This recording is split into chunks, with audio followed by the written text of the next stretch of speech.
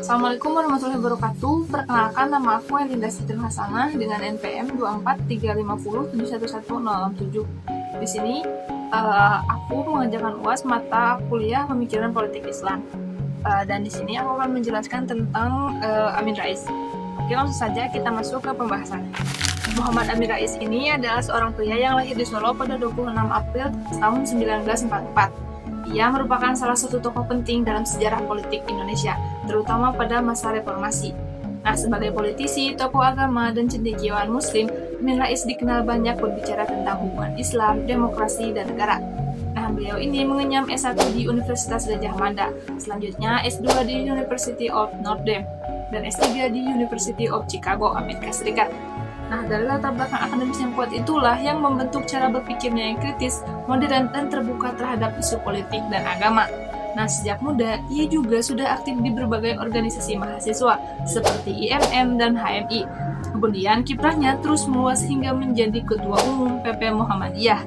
Nah, dalam ranah politik praktis, ia pernah mendirikan Partai Amanat Nasional atau Partai PAN, dan Partai Umat, serta beliau juga pernah menjabat sebagai Ketua MPR pada tahun 1999. Nah, selanjutnya, ia juga menjadi tokoh sentral dalam pembentukan Poros Tengah, dan karena keberaniannya menekan rezim Orde Baru pada tahun 98, ia dijuluki sebagai Bapak Reformasi. Dalam pemikirannya tentang hubungan antara agama dan negara, Amin Rais membagi pendekatan dalam 3 model. Yang pertama adalah pendekatan sekuler, yaitu pendekatan yang memisahkan agama dari politik, sehingga agama tidak perlu ikut menentukan arah negara. Nah, Amin Rais menilai bahwa pendekatan ini tidak sesuai dengan Indonesia, karena agama justru dibutuhkan sebagai sumber moral, agar politik tidak terjebak korupsi dan penyalahgunaan kekuasaan. Sebaliknya, pendekatan yang selanjutnya adalah pendekatan integralistik atau tradisional, yang menggabungkan antara negara dan agama secara penuh, misalnya melalui konsep negara Islam. Nah, Amin Rais juga menolak pendekatan ini, karena menurutnya Al-Quran sendiri tidak memberikan model rinci tentang negara yang terbaik, sehingga memaksakan formalisasi agama justru mengurangi ruang demokrasi, dan dapat memicu ketegangan antara agama.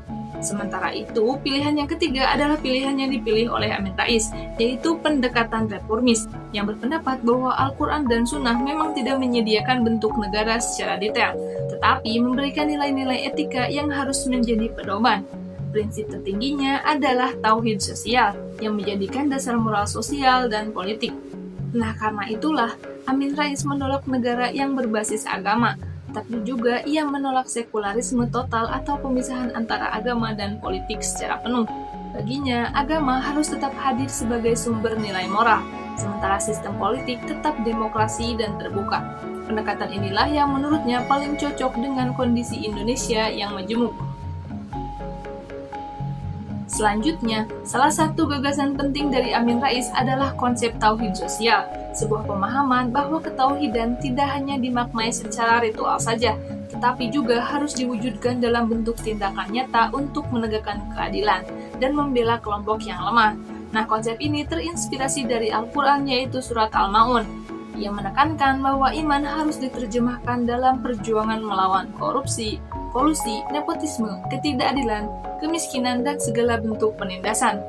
Baginya, tauhid sosial ini berfungsi sebagai etika perjuangan yang menuntut umat Islam menghadapi berbagai persoalan bangsa, termasuk ketimpangan ekonomi, rendahnya moralitas publik, serta ketidakmerataan pendidikan dan kesejahteraan.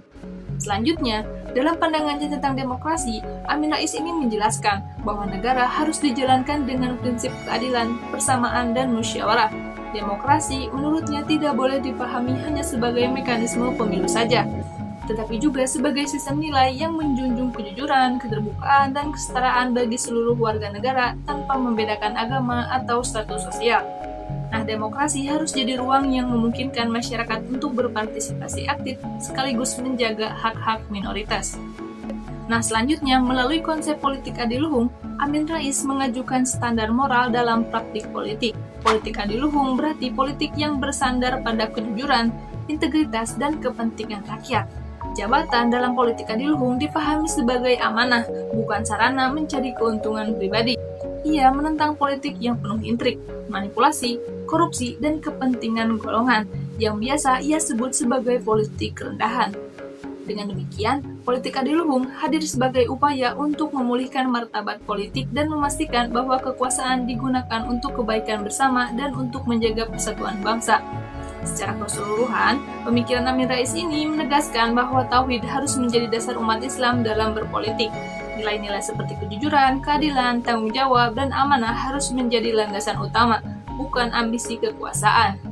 Ia juga mendorong umat Islam untuk memiliki cara pandang sendiri dalam memahami persoalan politik, bukan sekedar meniru ideologi Barat ataupun ideologi Timur.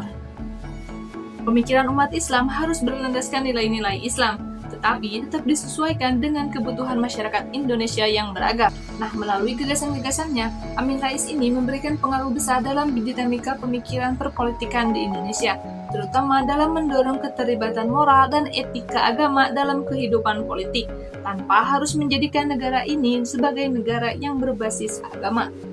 Mungkin segitu dari aku, terima kasih atas perhatiannya. Sekian dan wassalamualaikum warahmatullahi wabarakatuh.